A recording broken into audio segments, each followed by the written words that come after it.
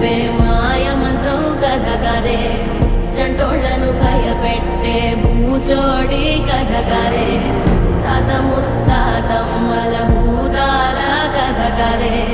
విక్రమాదిత్యుడు చెప్పిన వేదాళుడి కథ కదే దీపము నుండి బియ్యం వచ్చే అల్లావుద్దీన్ కథ కాదే ఇది ముడత చర్మం ముసలి చెప్పే కథ లాంటి నిజమే